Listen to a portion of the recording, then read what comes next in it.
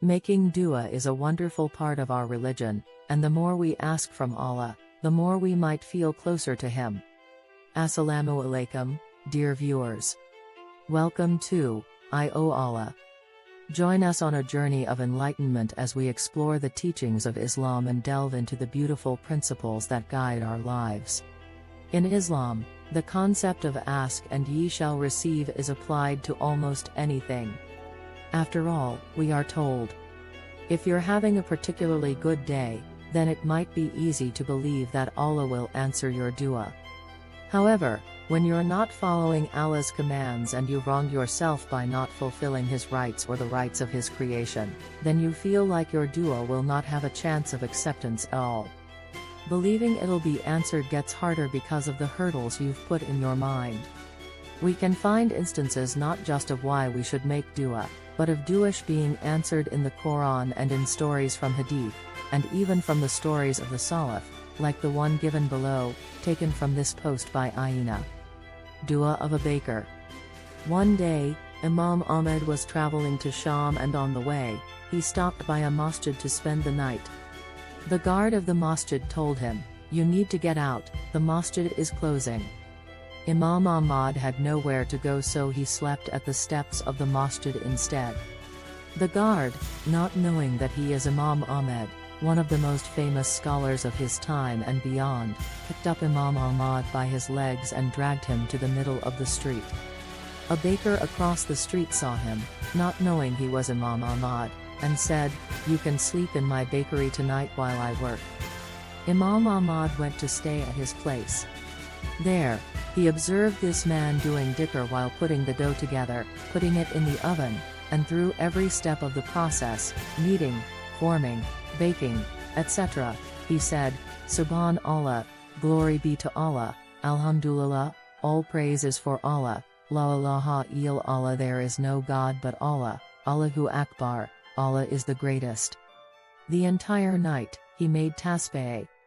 Imam Ahmad asked him, "How long have you been in this situation? Making tasbih of Allah?" The baker said, "My whole life." Imam Ahmad asked, "What have you seen from Allah as a result of all this tasbih that you make?" The baker said, "I never made dua to Allah for anything except that He answered it." Imam Ahmad asked, "Never?" He repeated, "I never made dua to Allah for anything except that He answered it, except for one." Imam Ahmad asked, "And what is that?" He said, "To have a chance to see Imam Ahmad." Imam Ahmad embraced him with tears in his eyes and said, "Qad jaka bi Ahmadin, here is Ahmad, Ahmad has come to you. Allah brought you Ahmad, dragging him by his feet to your bakery. If it wasn't for you, I might have been sleeping in the masjid." Stories from the Quran. One might argue that the stories from the Quran are the stories of the prophets, so of course, Allah would answer them, but the people of the cave, to our knowledge, were not. Rather, they were pious Muslims, an option for any one of us. By having faith that Allah knows what is best and that Allah will answer your dua, you can keep asking. After all, prophets throughout the ages have asked for things that might have seemed ridiculous to us in this age and time, but they got them.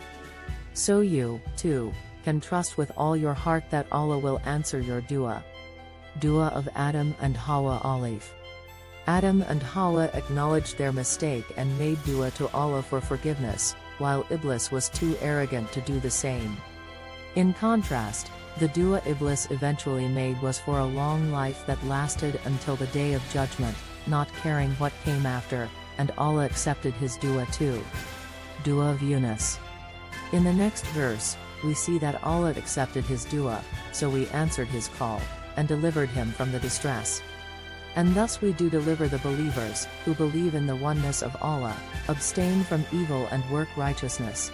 Al-Qurtubi said, in this verse, Allah stipulates that whoever calls upon Him, He will answer him as He answered and saved Al-Nun, Yunus. This is what is meant by the words, and thus we do deliver the believers. Al-Hamiliya Kam Il Quran, 11-334. Of course, the answer is only through the power and permission of Allah, and whoever applies to the Mu'minun. After negating any perceived imperfection to Allah, Yunus owned up to his mistake. If a prophet uttered these words, admitting that he wronged himself, then aren't we in need of these words too?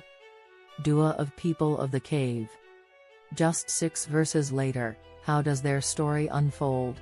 Your Lord will spread out for you of His mercy and will prepare for you from your affair facility. A direct reply to their dua, the words matching up, and the answer a sign we still know about today. They were believers, and Allah aided them with their situation, as He so often does. It is usually known as the best dua for istighfar. Dua of Prophet Zachariah. Putting his faith in Allah, Zachariah as-salamu alayhi supplicated the above. His wife was barren and he was very old, making it unlikely to have a child. Despite this, Allah granted him Yahya, who also went on to become a prophet, as mentioned in the Quran, 21:90. However unlikely it is or how high the odds are, as was the case here, Allah's power is infinitely greater, and things become that much more likely to come true. Dua of Prophet Ibrahim. A dua that is still, to this day, answered. The teachings of the Prophet Muhammad are still applied today, and Muslims around the world recite the verses and learn the hadith. Dua of Prophet Ayyub alayhi. Prophet Ayyub as-salamu alayhi was ill for many years. After a long time of suffering from a painful disease, he turned to his Lord asking for His mercy with this dua. And Allah responded in the next ayah, so we responded to him and removed what afflicted him of adversity. And we gave him his family and the like thereof with them as mercy from us and a reminder for the worshippers. Dua of Prophet Musa. Then in ayah 36, Allah said, "You are granted your request, O Musa, Moses." Allah accepted his dua by aiding him through his brother Harun Aaron, who shared his task of conveying Allah's message and prophethood. When Musa as-salamu alayhi was sent by Allah to speak to the evil king Pharaoh, he made this dua, as it's said that he used to stutter as a result of a brand of fire which Moses, put in his mouth when he was an infant. Allah also guided disbelieving magicians, appointed by Pharaoh to defeat Musa as-salamu alayhi, as a result, as mentioned in ayah 70. Dua of Prophet Lut.